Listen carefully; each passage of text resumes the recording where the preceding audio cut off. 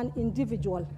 And if it was a group, then tell your president to come back here and say it was a group, because he lied. The truth is he lied.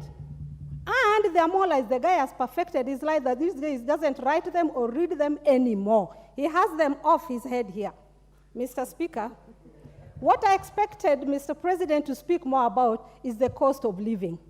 Justify it or don't justify it, but please put some peace into our heart by telling us that this cost of living, there's something I can do about it. Instead, he told us there's nothing to be done, we have to live with it. There are people dying because of hunger. There are people dying because of hunger, and it is painful. When a president speaks there, because he eats 7 meals a day, he has no pain of what wananchi go through.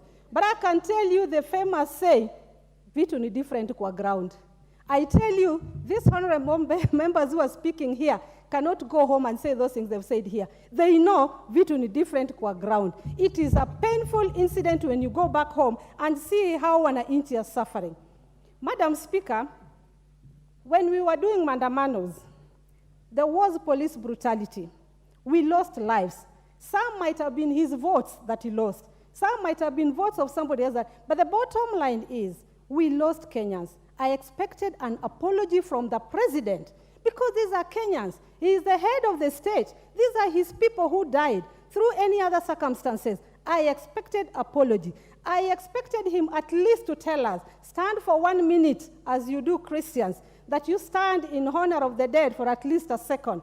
I expected that for him. It didn't pain him because he didn't lose anyone, but God knows how he will tackle that. I expected the president to talk of unity. The country is divided. It is the truth.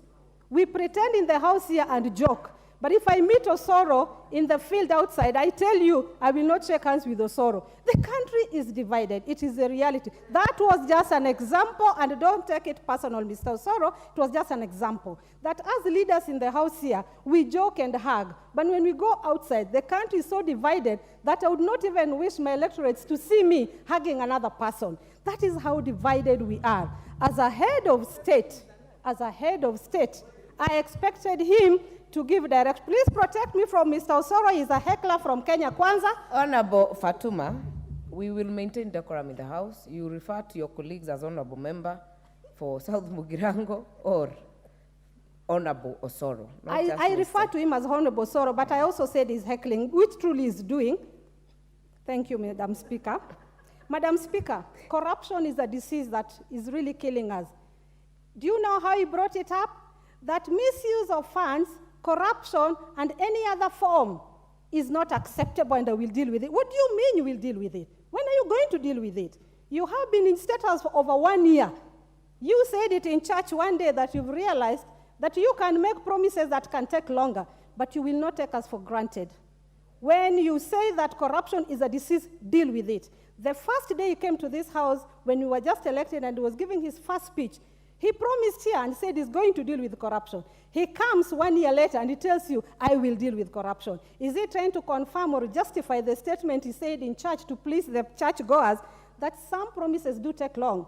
Corruption, we cannot wait any longer because we are losing millions. So please, honorable members, as much as you want to celebrate your president, tell him the truth that vitu ni different kwa ground. He talked of Mama Mbogas. I talked to Mama Mboga in Kondele, who told me, when you go to Nairobi, do you see the president? I said from a distance. He said, if you ever get close to him, tell him never to refer to us again. We are not his people. He used us. He doesn't care about us. Madam Speaker, the country is bleeding. Let us not pretend. Be Kenya Kwanza, be Azimio, wananchi are pained. Let us tackle the struggle for food other than anything else before we talk about medicine or anything else. Thank you, Madam Speaker. With this statement of the president, I disown such a statement as a state of the nation. He didn't address the nation, but he undressed the nation. It is painful. Honorable Wilberforce Oundo, member for Funyula. Thank you, Honorable Speaker. As required by the standing order.